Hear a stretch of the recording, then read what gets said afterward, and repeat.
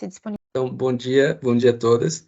Queria iniciar agradecendo o convite da professora Tainá e o convite da Maria Ângela, e uma breve apresentação. Meu nome é Franco, eu sou biólogo aqui da Federal mesmo, fiz meu mestrado em Fisiologia e estou fazendo doutorado também em Fisiologia aqui na Federal. Eu sou licenciado em Biologia, a minha formação é em licenciatura. E talvez por isso mesmo a ideia desse tema do mestrado, né? Começou com uma professora de fisiologia que recebeu o diagnóstico do filho, um dos filhos de 9 anos, de TDAH.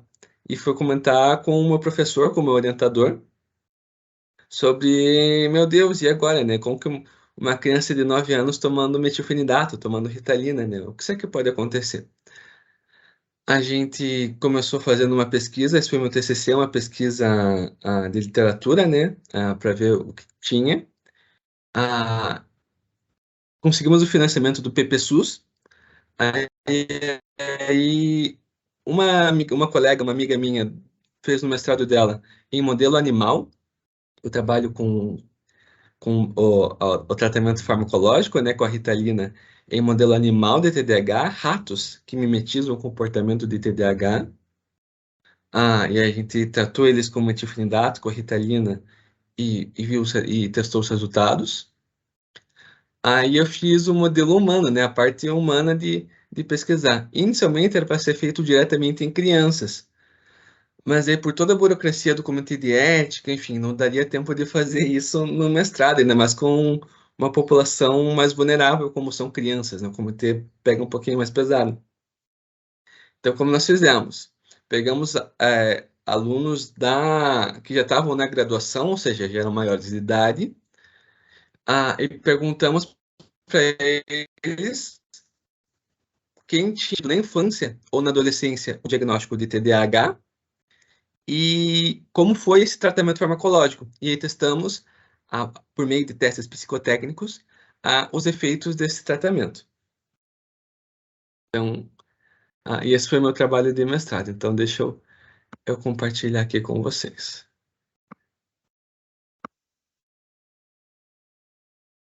Nossa, achei aqui.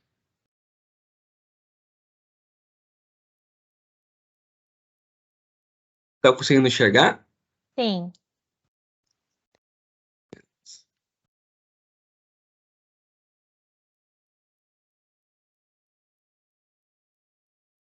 Por favor, gente, não liguem. Minha casa fica bem embaixo da rota do avião, fica pertinho do aeroporto aqui de Curitiba. Então, às vezes, pode passar o avião e fazer um barulhinho estranho. Não, tá tranquilo pra gente. Então, esse é o trabalho, né? Tratamento farmacológico do transtorno de déficit de atenção e hiperatividade em crianças no Brasil. A efetividade desse tratamento e as consequências sobre o perfil emocional na vida adulta.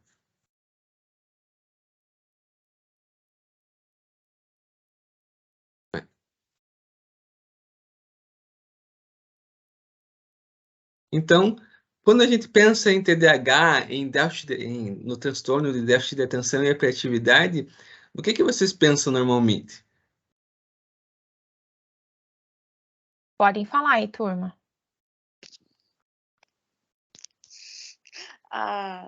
Não sei, déficit de atenção. A pessoa tem problema de atenção, ela tem ou é um pouco mais hiperativa. Uma pessoa desligada, né? Ligada, problema para focar, né? Focar em alguma coisa que está fazendo, por exemplo, ler. A pessoa ela tem problema em focar naquilo ali, ela dispersa logo. Eu não sei, eu entendo. Eu não estudei muito sobre isso, mas eu acho que é mais ou menos isso, assim. Eu vejo que eu tenho um pouco disso agora estudando, mas não que eu tenha déficit de atenção. Mas eu sei que tem crianças que têm, elas para focar em alguma coisa que elas estão. Logo, qualquer coisa dispersa elas, não necessariamente um barulho ou uma coisa, é alguma coisa própria do cérebro, assim, que tem alguma coisa ali, neurologicamente falando, assim, não sei como é que funciona. Franco, eu na creche, fazendo a avaliação das crianças com os alunos da fisioterapia lá no litoral, quando a fisioterapia era lá. As crianças na sala e uma ou outra no muro, no alambrado, subindo, dando cambalhota em cima do alambrado. A hiperatividade, né? Então, realmente, como vocês falaram bem os sintomas próprios do TDAH, né? Então, a desatenção, né? A dificuldade de manter o foco ou de prender o foco em alguma coisa é um problema bem sério. E no nosso modelo de aprendizado, no nosso modelo que a gente tem de escola, que as crianças vão desde pequenininhas, né? O problema da atenção, ele é bem perceptível e acaba atrapalhando bastante, né? Uma criança que não consegue focar tem dificuldade no aprendizado. Adultos têm TDAH também, e adultos com dificuldade de foco têm dificuldade em manter as suas funções laborais, né? Em manter o foco no trabalho, conseguir manter esse desempenho. A hiperatividade e a impulsividade, né? Igual a professora Tainá falou, da criança subindo no muro, né? Enfim. É engraçado, quando eu fiz o estágio, nas escolas tinha um aluno que tinha TDAH na minha turma. E o único jeito de eu manter aquela sala no mínimo de ordem era fazer esse aluno com TDAH ser meu auxiliar. Então ele ia entregando as coisas para os outros alunos, ia vendo o que os outros alunos iam fazendo, porque para ele era simplesmente impossível ficar sentado quieto, prestando atenção nela. Ele não conseguia. A necessidade de se locomover e de se movimentar era bem grande. Justamente por essa hiperatividade, impulsividade e por essa desatenção, eles têm alguns problemas cognitivos, né? Eles têm uma certa dificuldade em aprender ou aprendem, mas de um jeito diferente do que das crianças típicas, né, neurotípicas. E tem prejuízo de funções executivas, então não é difícil você ver crianças TDAH que são taxadas de desastradas, né? Primeiro porque elas estão tão agitadas que acabam não calculando exatamente a distância entre que o braço tem que passar do copo para ela não derramar o que está no copo, mas por uma questão de função executiva mesmo, de planejar esse movimento motor. Para elas é um pouquinho diferente. Então, tudo isso o TDAH acaba afetando de uma forma ou de outra. Ela é a doença mais comum, o transtorno psiquiátrico mais comum entre a população com idade escolar. Aqui no Brasil, essa epidemiologia já é um pouquinho velha, né? Mas, enfim, os dados apontam que é mais ou menos entre 5% e 10% sempre dentro da literatura. E tem uma forte influência genética, né? Entre as possíveis causas do TDAH, então, tem talvez a hipótese mais famosa, né? A que a gente mais trabalha, que é a hipofunção, ou seja, uma função reduzida da função da dopamina, da função dopaminérgica, em regiões do córtex do cérebro, né, que justamente controla essa parte de atenção, de foco, de controle de impulsos, da região límbica, que é a questão do controle emocional, e das regiões motoras. Também tem, como justamente por essa hipofunção dopaminérgica no córtex, essa hipoatividade dos sistemas de inibição. Então, para uma criança típica, neurotípica, é fácil entender que ela tem que ficar pelo menos meia hora da aula sentadinha ali, porque é o que o professor espera dela. O impulso, o ímpeto de levantar numa criança com TDAH acaba sendo mais intenso, é mais difícil para ele inibir esses impulsos. Aí, enfim, a gente tem uma herdabilidade de cerca de 70%, mas apesar disso ela não é monogênica. Como assim não monogênica? A gente não consegue atribuir o TDAH a um único gene, né? A um único gene. Ele acaba sendo uma característica complexa e de interação de vários genes com relações ambientais também. Há fatores os fatores ambientais, né? Então tem o tabagismo durante a gestação, mães fumantes, né? Ou grávidas fumantes, acaba sendo mais provável que filhos tenham TDAH. Parto prematuro, justamente porque o desenvolvimento do cérebro durante a gestação ainda não foi ok, né? Não foi tão legal. Deficiência de zinco ou ferro das mães acaba atrapalhando também nesse neurodesenvolvimento. E a negligência parental durante já com a criança nascida, né? Enfim, durante o desenvolvimento da criança. Quando a gente compara o volume global do encéfalo entre a população com TDAH, a média da população com TDAH e a média da população normal, esse volume global da população com TDAH tende a ser um pouquinho menor, justamente porque o córtex é um pouquinho menos desenvolvido. Não quer dizer que isso sirva como um exame clínico que a pessoa vai lá, um exame de imagem que a pessoa vai lá e vai ter esse diagnóstico. Mas dentro da média da população a gente encontra essa tendência. Aí também encontra a redução do volume do núcleo caudado, que é uma área do cérebro responsável pelo planejamento de movimento e parece também, alguns estudos falam sobre controle de humor, então depressão e ansiedade. Redução do volume do corpo caloso. O corpo caloso é aquela partezinha do cérebro que liga o hemisfério direito e esquerdo, né? Então a metade direita e esquerda do cérebro, e faz conexão entre esses hemisférios. Dentro da população com TDAH, a tendência da redução do volume dessa estrutura.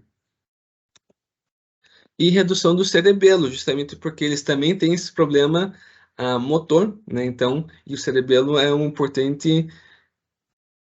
estrutura importante no controle desse planejamento motor, dessa regulação motora. E por fim, talvez para a gente que no nosso laboratório que estuda a parte de transtornos de humor, a redução e memória, a redução do volume de córtex do córtex pré-frontal, que é justamente a parte do cérebro que está relacionada com memória e com controle de impulsos. Então é onde fica guardadinha, digamos assim, as nossas memórias do que é socialmente aceitável, do que é válido, do que não, enfim, as regras sociais. E o controle de impulsos mesmo. Então, neles é mais difícil porque esse controle de impulso é mais presente, essa impulsividade, por causa disso. A gente acredita, né? Numa das hipóteses. Mas, apesar disso tudo, o diagnóstico ainda é clínico. Então, tem lá os critérios do CID-11 ou no DSM, né? O DSM atual, o DSM-5. Então, a partir dos critérios estabelecidos nesses manuais, os clínicos, né, os psiquiatras e psicólogos fazem entrevista com o próprio pacientinho, entrevistas com os pais, os responsáveis, né, é importante o relato, até porque geralmente são crianças. Então, os pais dos responsáveis acabam percebendo esse comportamento, mas principalmente acaba surgindo a partir da avaliação de comportamento e rendimento acadêmico dos professores, né? Então, geralmente são os professores lá na creche ou lá no ensino fundamental que acabam percebendo, opa, essa criança é um pouquinho diferente, né? Ela tem dificuldade para sentar, para ficar esperando, né? Ou ela aprende de um jeitinho diferente. Eu não sou neurotípico, mas eu não tenho TDAH. Mas eu lembro até hoje, na segunda série, época, hoje o terceiro ano, né? Minha mãe foi chamada na escola porque eu só fui descobrir com um adulto que eu tenho outras habilidades. Mas minha mãe foi chamada na escola porque eu demorava muito para copiar do quadro, eu não conseguia copiar no quadro tudo. A professora tinha que ficar esperando e não dava tempo, ela tinha que fazer, apagava. Qual que foi a minha ferramenta que eu usei? Eu começava a fazer resumo do que estava escrito no quadro e escrevia no meu caderno resumo. Então, eu acabava aprendendo de um jeito diferente do que era esperado e a minha mãe foi chamada lá porque a professora percebeu. Esse perceber diferente da professora é que geralmente acaba ajudando no diagnóstico. Mas será que o TDAH é só isso? A gente pensa geralmente em agitação, em problema de foco, de concentração, mas será que é só isso o TDAH? E aí, turma, o que vocês acham? Você comentou sobre o problema da memória. Eles conseguem registrar ou, tipo, tá tão agitado assim que demora para processar essa memória e acaba não fixando as coisas? Olha, em modelos animais, a gente consegue perceber que eles são tão agitados que eles acabam não fixando. Em humanos, geralmente, justamente porque a gente tem 3 tipos de memória, então, memória de curto prazo, memória de trabalho, que são parecidas, né? E memória a longo prazo. para a gente transformar essas duas primeiras, curto prazo e trabalho em longo prazo, tem que ter alguma coisa que indique para o cérebro que aquilo foi muito importante. Geralmente o foco atencional ajuda nisso. E a galera com TDAH tem um problema nisso. Então, às vezes eles acabam tendo dificuldade, sim, na memória, porque eles não estavam prestando atenção. Então, você fala, ó, Nathalie, hoje, sei lá, às 7 a gente vai ter um rolê. Mas você estava ocupada com outras coisas e acabou nem ouvindo isso, ou não prestando atenção nisso. Você não vai conseguir lembrar. Entendeu? Entendi, obrigada. Imagina. Mais alguma contribuição ou dúvida, gente?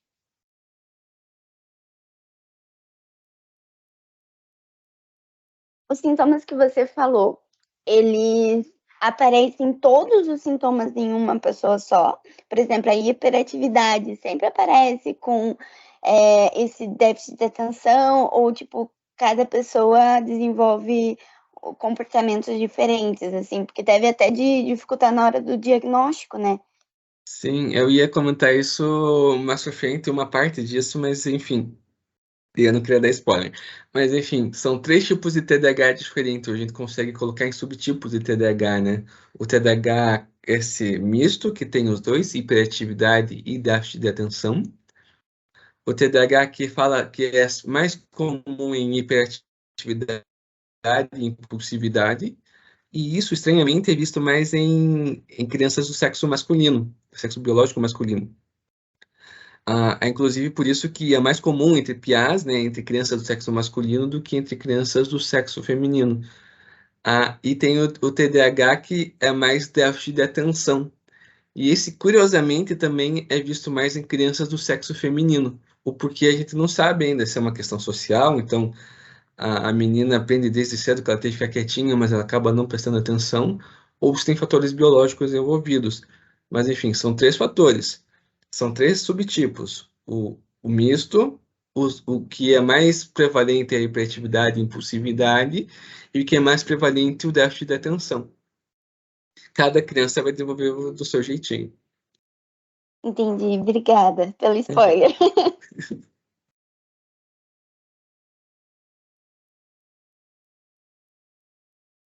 Mas, enfim, será que TDAH é só problema da agitação? Então, sei lá, a minha graduação misturou biologia e a parte da educação. Então, eu ouvia muita gente falando da educação sobre questão de medicalização da educação e essas questões mais sociais, digamos assim.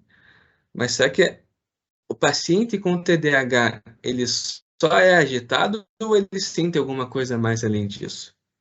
Então, Tainá, você falou uma palavra-chave, acabou falando uma palavra-chave do meu trabalho, né? O TDAH não é só, o meu trabalho não era exatamente sobre o TDAH, era sobre o tratamento farmacológico do TDAH e como o TDAH é envolvido com o sofrimento psicológico, porque na imensa maioria dos casos clínicos, ele vem acompanhado de outras comorbidades, né, de outros transtornos psiquiátricos. Então, é muito comum o paciente com TDAH acabar apresentando ansiedade, acabar apresentando transtornos de humor, então transtornos depressivos, e transtorno de comportamento disruptivo, que é justamente esse controle do humor, esse controle das emoções, né? Vocês já ouviram falar, meninas, vocês já ouviram falar em TOD? Sim, é o do opositor, né? Transtorno opositor. Desafiador. Esqueci qual era a última sigla. Desafiador, isso. Isso, então, o TOD é muito mais comum em crianças TDAH do que nas outras crianças, né, que não são dessa população com TDAH. Justamente porque elas vêm com essas comorbidades. O TDAH acaba trazendo isso. Além de, pacientes com TDAH acabam tendo maior propensão a SUD, né? SUD é uma sigla em inglês para traduzindo para transtorno por uso de substâncias, né? Aqui no Brasil a gente não vê tanto isso ainda, mas há países, por exemplo, na Escandinávia, que eles têm problemas, a saúde pública deles tem problema crônico com alcoolismo, né? Então eles acabam usando mais. Então A gente já viu em modelos animais, animais com TDAH terem maior facilidade à dependência de cocaína, ao tabagismo, aqui em estudo clínico do Harmes, e ao alcoolismo. Justamente por misturar essa impulsividade do TDAH com a ansiedade e a depressão, e acaba juntando tudo isso e desenvolvendo o transtorno por uso de substâncias. Mas será que, então, enfim, envolve toda essa dificuldade própria do transtorno, envolve as comorbidades? Será que a gente tem um tratamento farmacológico para isso?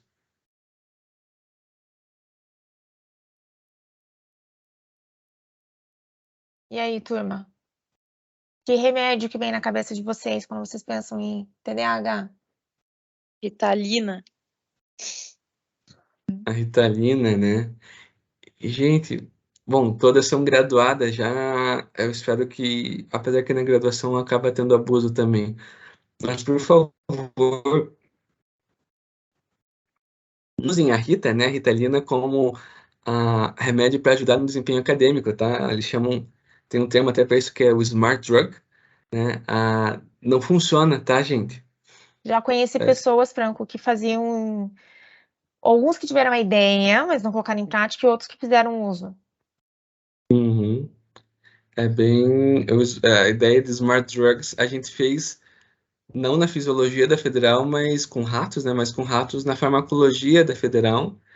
E não teve resultado, gente. Os Smart Drugs não ajudam, pelo contrário.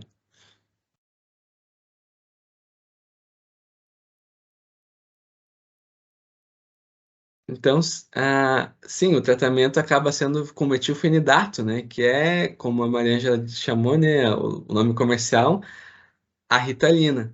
Como que a Ritalina, o metilfenidato, funciona no cérebro? O que ela faz?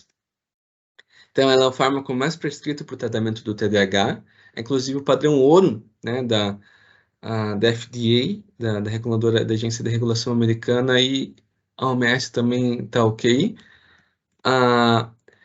É muito. Quem tem TDAH de verdade e faz uso de Ritalina, eu tenho amigos que fazem e conheci crianças, enfim, e isso está na literatura, ela reduz rapidamente os principais sintomas, então assim, é tomar e quem toma, conta, a experiência anedótica, mas enfim, conta que, nossa, acalma.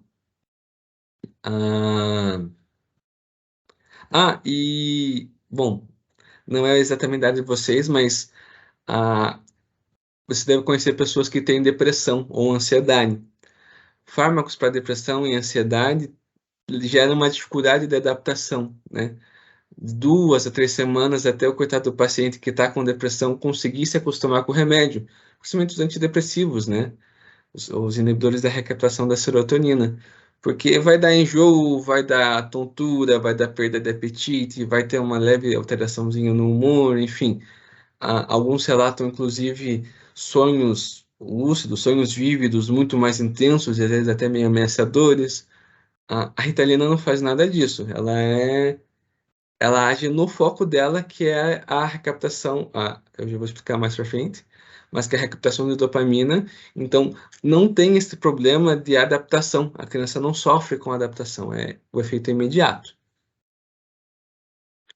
Ela aumenta ali a dopamina, né? Principalmente no córtex pré-frontal, que é justamente essa área do cérebro que fala sobre manutenção de foco, enfim, controle dos impulsos.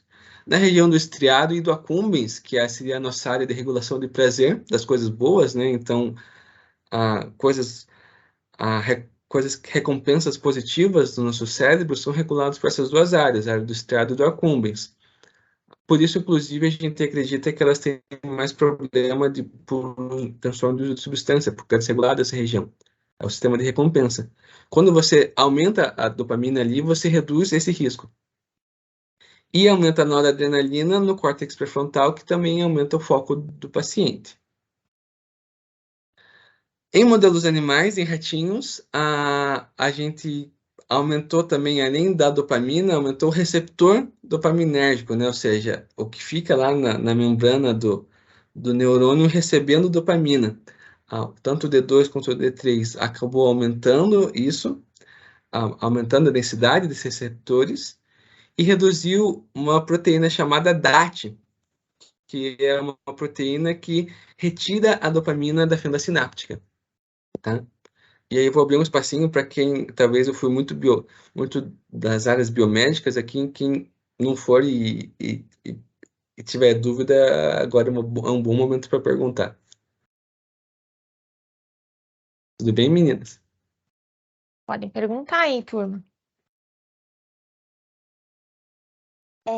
Nessa questão de permitir que a dopamina fica mais ali disponível e aumenta esses receptores, isso tudo é para aumentar a ação da dopamina, mas não tem uma exacerbação, porque daí você aumenta receptores, ela não é mais retirada dali, não tem um efeito rebote? Então, esse é uma que eu estava com a palavra na ponta da língua, esqueci. É paradoxal, né? Porque a gente pensa, nossa, a criatura já é agitada e a gente vai dar mais dopamina para ela, ela vai ficar mais agitada, né? Mas não. O que, pelo menos na parte clínica, o que a gente percebe acalma a pessoa, né? Acaba acalmando, acaba inibindo aquela agitação, aquela confusão mental, e a pessoa fica mais tranquila. E justamente por ficar mais tranquila, acaba reduzindo o sofrimento psicológico dela também. Então acaba não criando um efeito rebote, sabe? Entendi, obrigada. Imagina. Eu acho que a pergunta da Nathalie vem muito porque a Nathalie também fez iniciação científica no Parkinson. E no Parkinson se administra dopamina, mas dependendo da fase, até se escolhe muito a fase da utilização da dopamina, porque depois pode nem usar a dopamina. O corpo não entende, porque você põe um precursor, e daí o corpo começa a reconhecer que não é bem o original de fábrica, assim, né? Eu não sei se foi por causa disso que a Nathalie pensou nisso, mas aí a gente tem... Aí acaba não tendo mais efeito, né? Acaba então, perdendo o efeito. Eles vão utilizando os remédios mais fraquinhos no começo, que tem diferentes tipos de precursor, e daí mais lá pra frente eles colocam os mais tops, assim, pra ter esse efeito prolongado, né? Sim. Mas Sim. interessante pensar que não tem esse efeito rebote, né? Não sei se mais alguém tem alguma pergunta. Aproveitem o franco aí, porque eu não sei responder essas coisas. Eu queria perguntar uma pergunta aleatória, assim, tipo, quer dizer, tem a ver, mas que nem estava falando antes das pessoas tomarem a Ritalina para, assim, na área acadêmica, tomar, já ouvi relatos de pessoas que já fizeram isso, e esse efeito rebote pode dar na pessoa que não tem TDAH, né, já complementando a pergunta dela que fez ali, e pode dar um efeito rebote na pessoa que toma uma vez só para manter o foco e, né, porque você já falou que não dá resultado, já teve pesquisas que não dá resultado em relação a isso, mas pode dar um efeito rebote ou qualquer outro efeito assim na pessoa que nunca tomou e vai lá e toma para manter o foco naquele momento, naquele instante ou naquele módulo que está fazendo, naquele, né, da faculdade que está muito agitada e quer focar e tal, né, que já muitas pessoas fazem isso, né? Pode dar isso? Olha, Michele, eu não sou clínico, né? Eu não tenho tanta essa vivência clínica. O que eu posso falar, responder essa pergunta é a partir da minha pesquisa e da pesquisa da minha colega que usou Ritalina em modelo animal. O metilfenidato funciona muito bem para quem tem TDAH. Para quem não tem, ele não funciona, ele simplesmente não faz muita coisa, sabe? Ele até, em teoria, é um estimulante do sistema nervoso central, mas ele acaba justamente, ele não dá esse efeito de smart drug, ele não aumenta o desempenho acadêmico, enfim, a função que a pessoa quer fazer, e acaba não dando nem barato, não faz nada, sabe? Talvez fique um pouquinho mais agitada, mas não gera um efeito rebote, assim. Porque tem psicotrópicos que fazem isso, né? Eu sei que, por exemplo, Eu não sei, eu não estudo cannabis e maconha, mas tem gente que também fala que aumenta a tensão após o uso, embora isso seja bastante contraditório também, controverso. Mas a gente sabe que o uso prolongado, embora tenha indicações clínicas, mas o uso prolongado para algumas áreas de memória e noção visoespacial podem ser prejudicadas lá na frente, né? Sim, sim. Então, por isso que a gente não pode se automedicar mesmo, porque às vezes você vai. A pesquisa pode não ter mostrado agora, não ter evidência, mas lá na frente a gente pode descobrir alguma coisa que fez algo maléfico mesmo, assim, né? Sim, gente. Então, ele mexe com a bioquímica, enfim.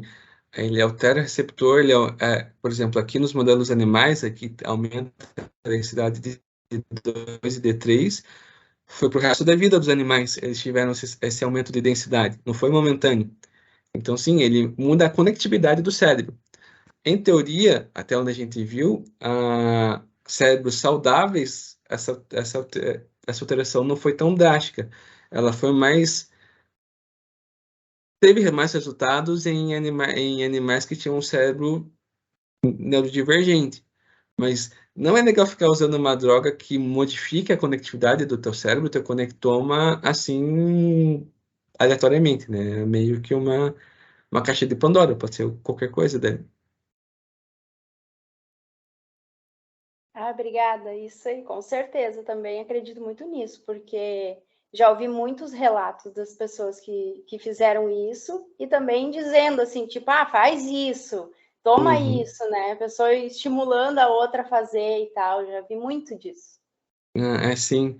E ainda, saindo um pouquinho do tema, né? Mas já que vocês estão curiosos com essa questão dos smart drugs, pensando a longo prazo e como professor que quer que os alunos tenham aprendizado a longo prazo, que apreendam realmente aquela memória, aprendam sobre aquilo, essa coisa insana de você ficar horas e horas estudando só no dia, na véspera da prova, né, enfim, e não dormir, ficar ligadão, não ajuda a gente. A memória acaba se perdendo depois e você não aprendeu de verdade. Então, é melhor você ir construindo a memória, o aprendizado de pouquinho em pouquinho, né, de conta-gotas, dia a dia, do que querer ler. Não sei se vocês estão conseguindo me ver, mas um livro desse tamanho aqui na véspera da prova. Não vai aprender. E às vezes é isso que os alunos acabam fazendo. Com o pior, né? Que a pessoa ainda vai estar nervosa, ainda está sob pressão. E toda Sim. essa questão já atrapalha no aprendizado, tipo, dispersa o foco. Se você está nervoso e não teve a memória consolidada antes, não é no momento nervoso que ela vai se consolidar, né? Sim. E aí vem as perguntas que acabam motivando o trabalho, acabaram motivando o trabalho, né? Então, a Ritalina, a metilfenidato acabou bloqueando a recaptação da dopamina em regiões associadas ao controle da motivação e da recompensa. Só que a gente não sabe o efeito disso em cérebros que ainda têm informação, porque se a gente for pensar em nós humanos, na nossa espécie, o córtex pré-frontal vai ficar completamente maduro lá pelos 20 e tantos anos, né? Será que, e alterou o conectoma, alterou as conexões do cérebro. Será que isso não afeta de alguma forma a saúde mental, a saúde psicológica dessas crianças? Era basicamente isso a ideia do trabalho. Dando uma passada rapidinha na literatura, quando a gente vê estudos clínicos, a gente vê resultados muito bons, né? Então, previne comportamento antissocial, previne transtornos de humor, previne transtornos de ansiedade e reduz a vulnerabilidade daqueles pacientes ao transtorno por uso de substâncias.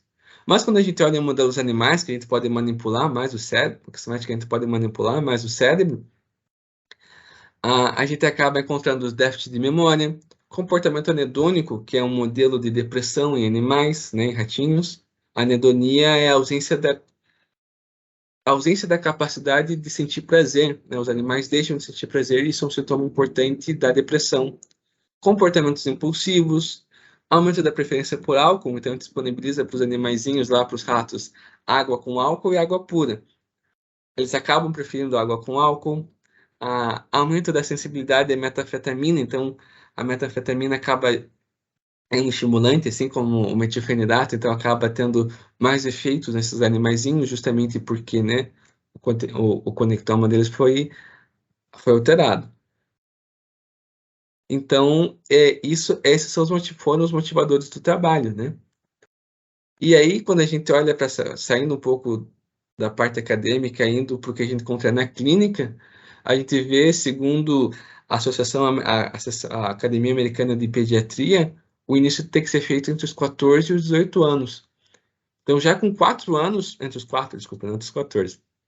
Então, já aos 4 anos, já é possível fazer diagnóstico de TDAH, porque é um transtorno de desenvolvimento, né? Então, a criança estava numa evolução de comportamento e acabou tendo esse déficit justamente de atenção e impulsividade, controle da impulsividade. Então, já aos 4 anos é possível fazer o diagnóstico.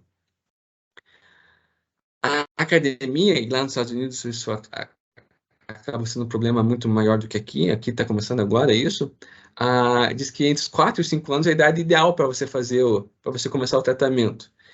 Inicialmente com TCC, com terapia comportamental. Se a TCC, se a terapia comportamental não surtir resultado, já aos 5 anos ou 6, você pode aplicar metilfenidato, você pode aplicar Ritalina.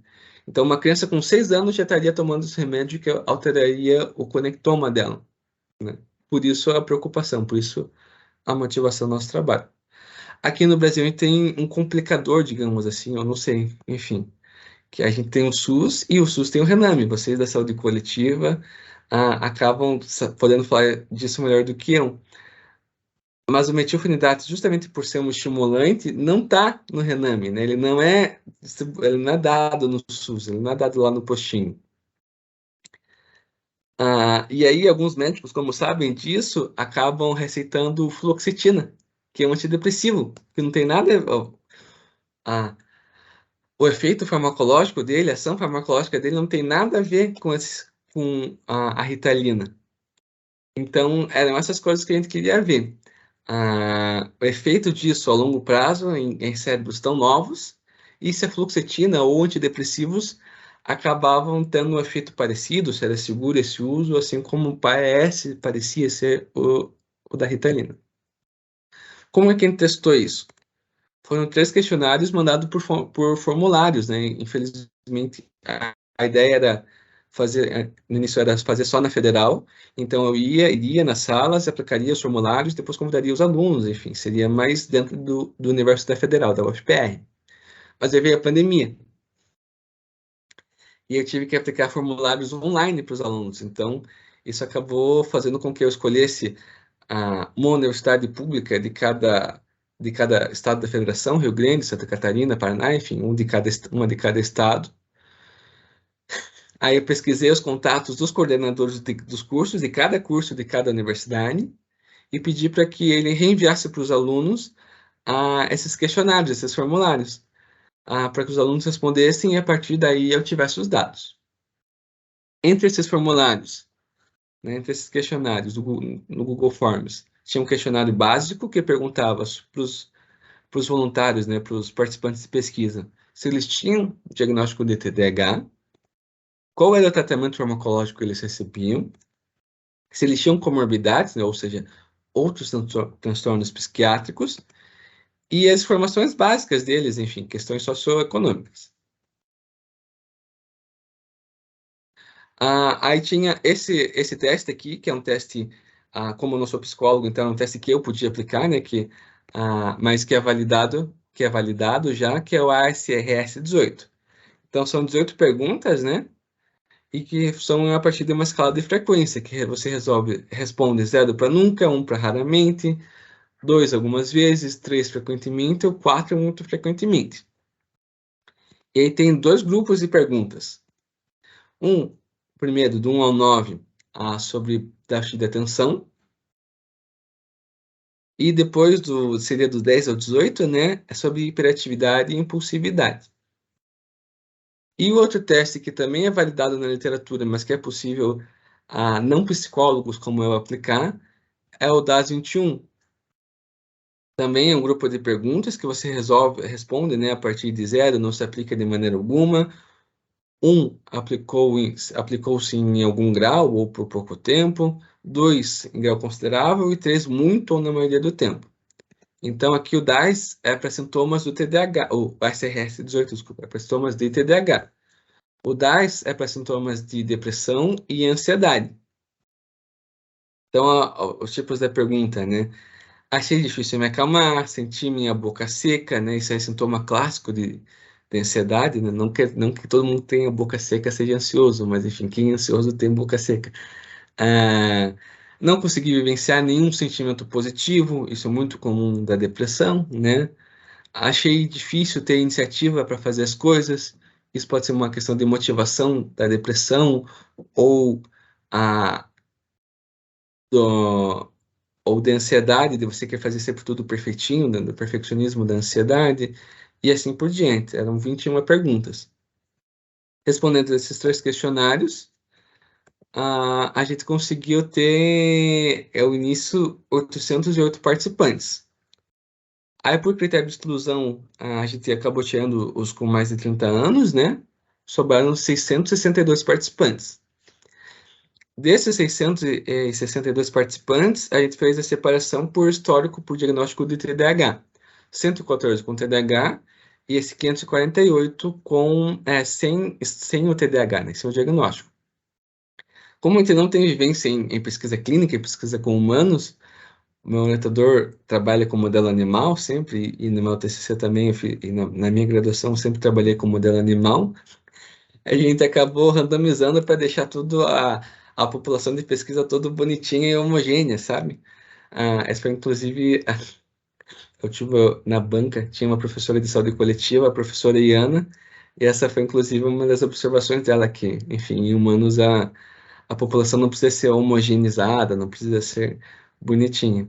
Mas, enfim, a gente fez, pelo menos aqui, para publicar, a gente está mudando, mas a gente fez essa população toda homogênea. Então, eram 45 participantes do sexo masculino e 69 do sexo feminino entre os TDAH. A gente separou aleatoriamente também, na mesma proporção, entre os sem TDAH. Resultando em 114 com TDAH e 114 sem TDAH, na mesma proporção entre os sexos. Quando a gente for fazer a separação dos pacientes com TDAH, depois a gente separou por formas de tratamento.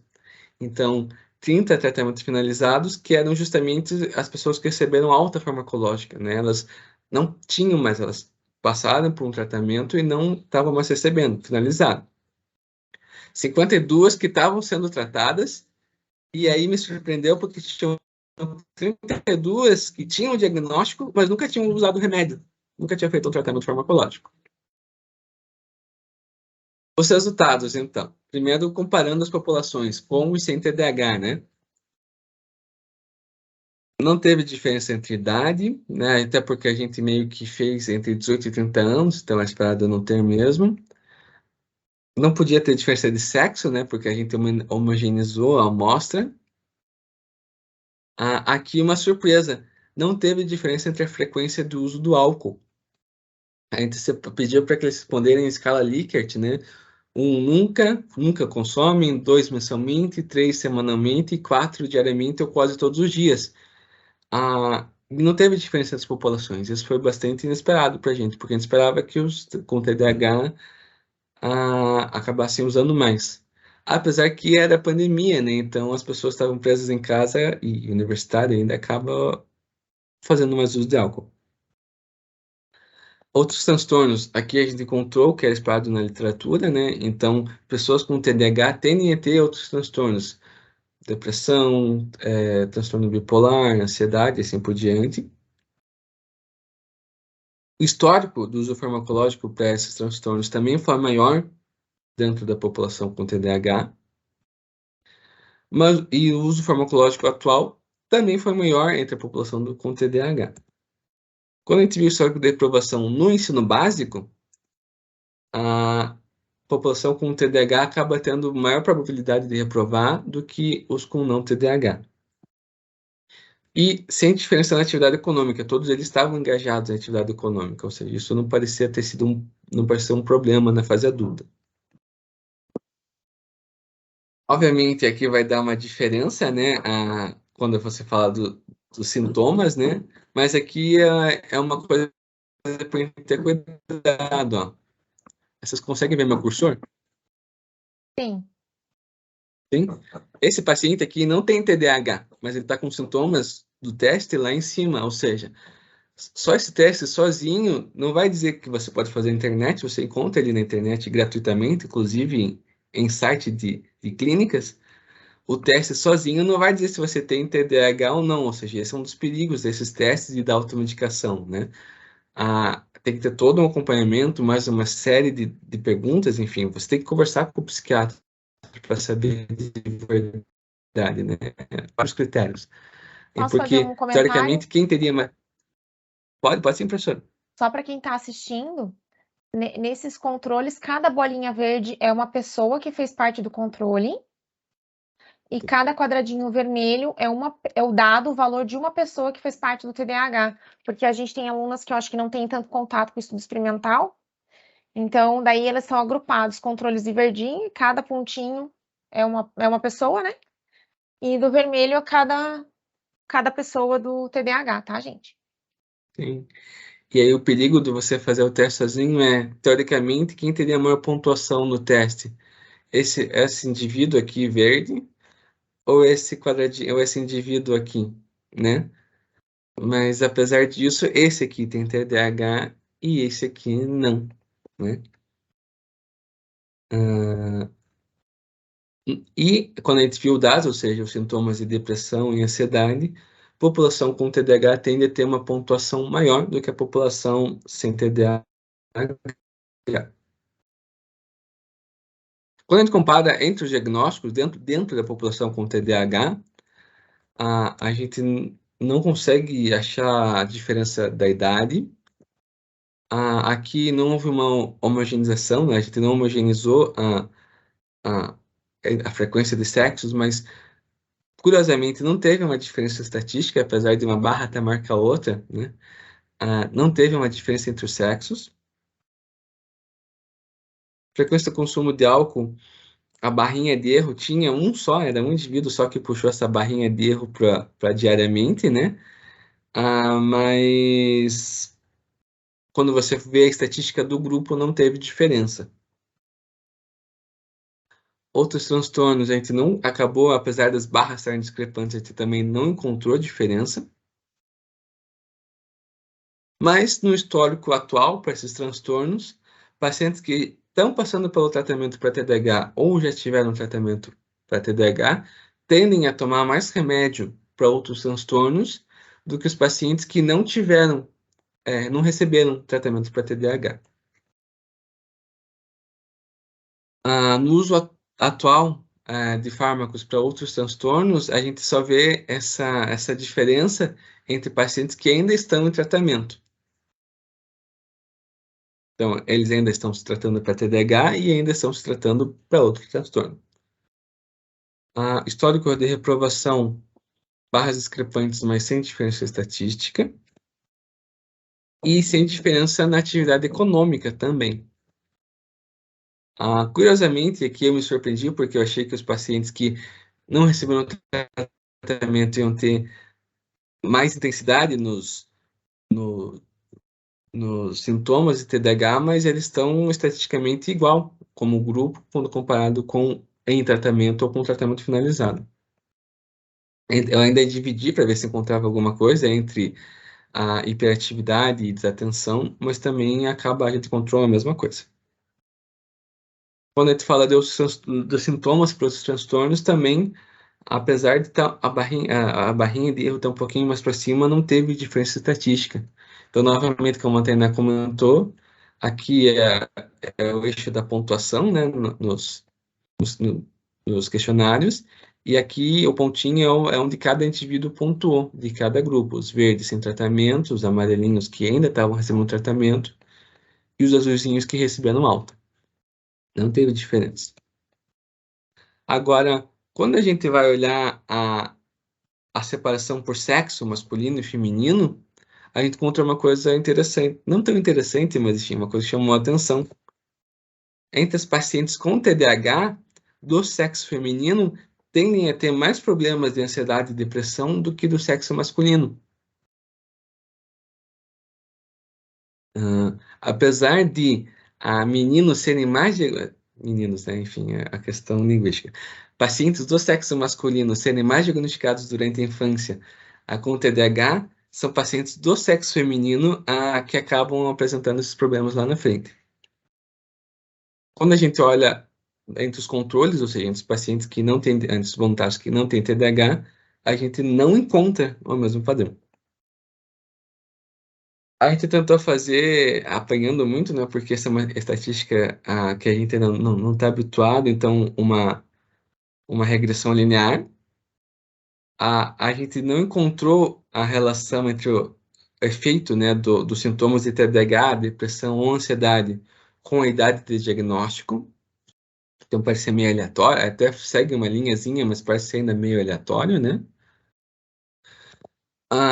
Apesar da linha estar caindinho, não é significativa a relação entre o tempo de tratamento que esse paciente fez com Ritalina, ou enfim, com o remédio que ele usou, e os sintomas de TDAH, depressão ou ansiedade.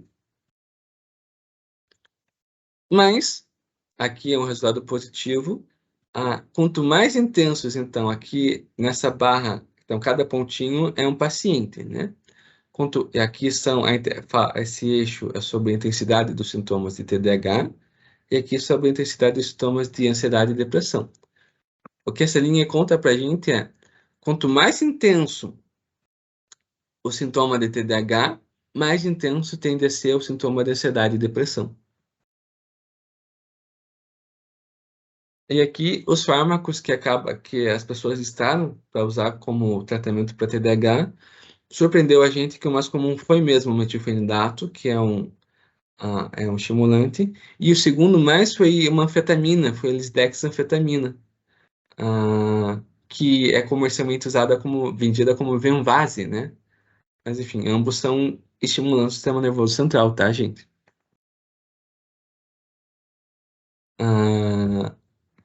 Então, partindo para a discussão, né? A gente percebeu, eu vim da licenciatura, então eu passei parte da graduação ouvindo professores dizendo que TDAH não existia, né? Era uma invenção, enfim. O TDAH existe e interferiu nos sintomas próprios do TDAH.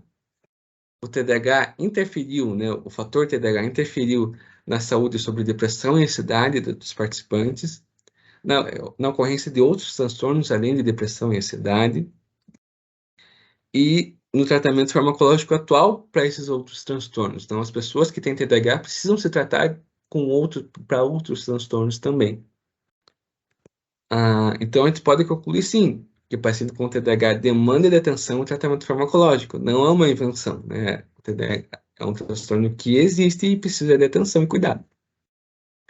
Mas, quando a gente olhou o metilfenidato, e isso só dentro dessa população, se a gente for ver, é uma população relativamente pequena dentro do tanto de brasileiros que existem, enfim, dentro de pessoas que existem.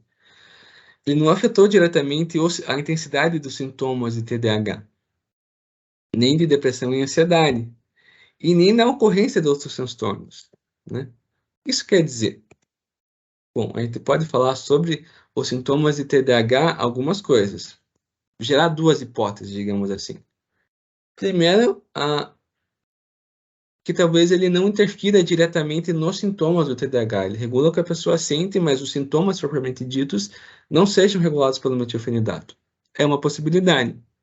Ou pode ser que ele reduz os sintomas do TDAH, mas ele sozinho não faz milagre, né? Ele precisa de outras ajudas além dele. Só tomar remédio talvez não seja o suficiente.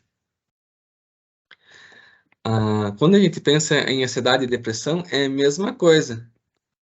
Há estudos que indicam que ele não interfere na ocorrência dessas comorbidades. E é uma hipótese válida. Mas pode ser também que ele atue de forma limitada, como protetivo.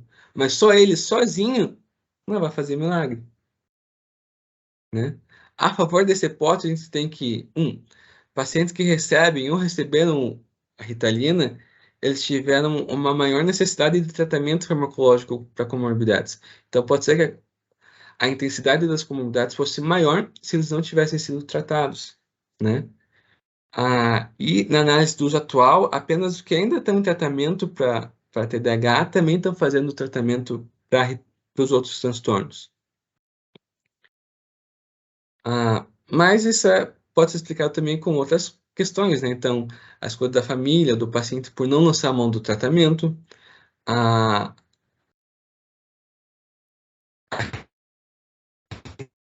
Ritalina não, mas os outros fármacos têm, então quem já foi obrigado a tomar antidepressivo sabe que é difícil a adaptação. E com o passar do tempo, enfim, o TDAH continua existindo em adultos, atrapalha adultos, mas o adulto consegue se controlar melhor diante dos sintomas dele.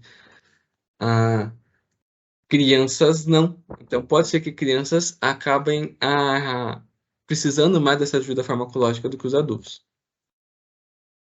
Sobre a diferença dos sexos, então a gente percebeu que é sim diferença entre o sexo, isso era previsto na literatura, sem diferença diretamente nos sintomas de TDAH, mas de depressão e ansiedade.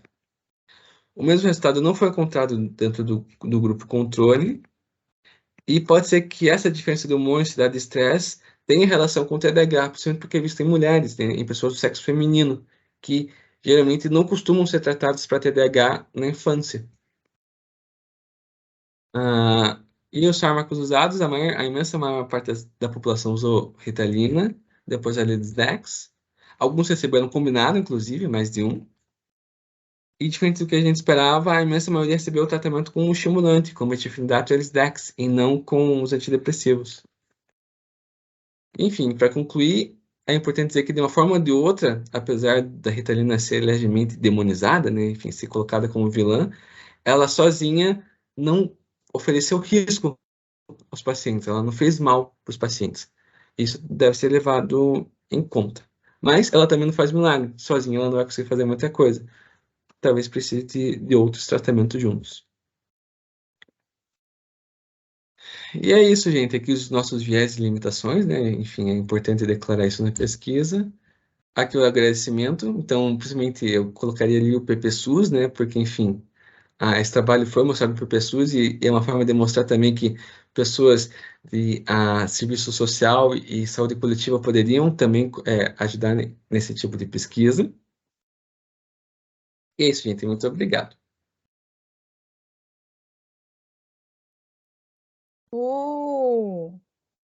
Uau, cadê meus aplausos aqui? Achei! Eu sou ruim, eu sou a professora lerda na tecnologia, sabe? Sou eu. Nossa, Franco, que palestra maravilhosa!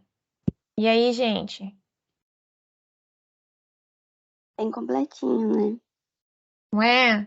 Franco, vou até te pedir para eu poder baixar essa palestra e compartilhar com o grupo que eu tenho de extensão da UFPR, que é com crianças que são atendidas pelo CENEP. E nós temos alunos da fisioterapia novos trabalhando com essas crianças que têm diferentes situações. Algumas a gente nem sabe quais são, porque a gente não recebeu os diagnósticos, mas a Nathalie fazia parte desse grupo de extensão. A gente sabe que muitas ele têm a hiperatividade como diagnóstico, né? Associados ou não a outras situações. Tem crianças com autismo com hiperatividade, crianças com síndromes com hiperatividade sozinha, né? Excelente, assim, né? Eu fiquei pensando